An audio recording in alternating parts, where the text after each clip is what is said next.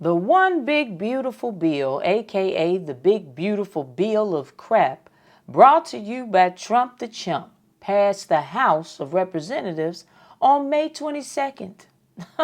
The bill introduces several provisions that may significantly affect who? The Black community, and particularly concerning our health care access, social welfare, and economic opportunities due to its provisions regarding tax cuts for the rich, military spending, border security, and the debt ceiling. So for all of you folks that want to pretend like this isn't happening, it's happening.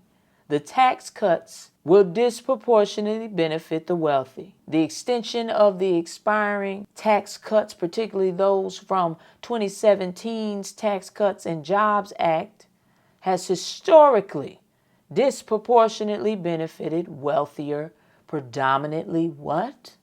White households. Yeah. The stats indicate that white households receive a significantly larger average tax cut compared to black households under the previous iteration of these cuts, which leads to what? The exacerbation of the racial wealth gap. By extending the tax cuts that favor high-income individuals and corporations, the bill is expected to widen the existent racial wealth divide. That same divide that exists because of what? Slavery. And the fact that black people still don't get paid the same amount for the same work of white people. You do realize that, right? That's still a thing. Black women earn 67 cents on the dollar, and black men are still at 76 cents on the dollar. And white people get the whole dollar. You get that? Black families on average have significantly less wealth than white families. And policies that primarily benefit the affluent will likely exacerbate this disparity. The bill's tax provisions, also combined with potentially cuts to social safety net programs, could lead to a net reduction in resources for lower income families, a group that includes a disproportionate number of who? Black households. Some analysis suggests that the lowest income families could experience a financial hit after factoring in cuts to programs like Medicaid and SNAP. It's happening. It's happening, okay? With the increased military spending, we may also be looking at job displacement for black workers. So more unemployment for the black community. Historically, studies have suggested that increased military spending can have a negative impact on black employment, as it can siphon jobs from civilian sectors where black workers are often more heavily represented, not to mention the diversion of resources. A significant increase in military spending often means a diversion of federal funds that could otherwise be allocated to social programs, education, infrastructure, or community development initiatives that directly benefit black communities. They coming for us. What else do you need to see to understand that that's what's happening? And we can't leave out the untrustworthy police. Increased military spending can also translate to more military-grade equipment and training for local law enforcement. This can exacerbate issues of police brutality and over-policing in black communities. Yeah, so they literally want to give them more toys to play with in their efforts to harass our communities. This will also disproportionately impact black immigrants. Stronger border security measures and increased funding for agencies like CBP and ICE have a documented history of disproportionately harassing who? Black immigrants. Black migrants, particularly those from where? Haiti and other African nations, often face heightened surveillance, racial profiling, and discriminatory treatment at the border and within the immigration system. So all y'all talking about, oh, it's just the Latinos, it ain't us, it ain't us. You are wrong, I am right, because everything I'm saying is based on facts.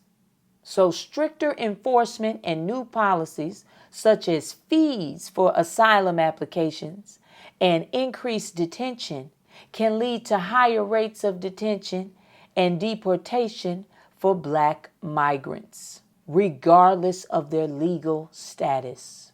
Also, the expansion of border security and enforcement can also have a chilling effect on Black citizens who may be subject to racial profiling or increased scrutiny due to their appearance or perceived immigration status. So if ICE police think that you're from Haiti or South Africa, they can just send you off and be wrong. Get in the game. Wake up. What do you need to see to understand that this is actually happening? I need some urgency from my community right now. Lastly, let's talk about the $4 trillion debt ceiling increase and its impact on social programs. To offset the costs of the tax cuts and increased spending, the bill reportedly includes significant cuts to vital social programs like Medicaid and the Supplemental Nutrition Assistance Programs, aka SNAP. These cuts are likely to disproportionately affect low-income individuals and families, a group that includes a significant portion of the Black community, due to the racist wealth gap that was created hundreds of years ago and white people still benefit from to this day. Proposed changes to Medicaid include new work requirements, stricter eligibility criteria, and penalties for states that have expanded coverage could result in millions of people losing health insurance coverage.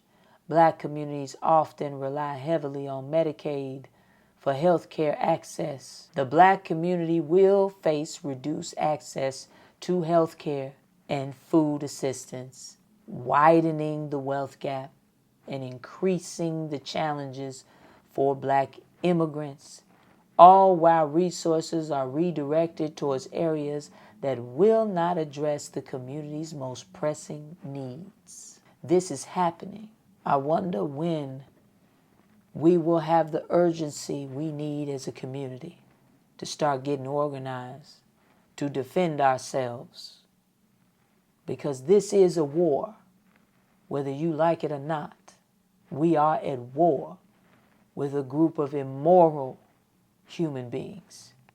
Anytime you would sign off on a bill that takes food out of children's mouths, you are an immoral person. We can do something about it, but we have to get organized and we have to do it now. No more hesitation. I need urgency. I love you, Black man. I love you, Black woman. Knowledge is power. Power to the people. Give the power to the people. Give the power to the people. Yeah, yeah. Give the power to the people. Give the power to the people. Yeah.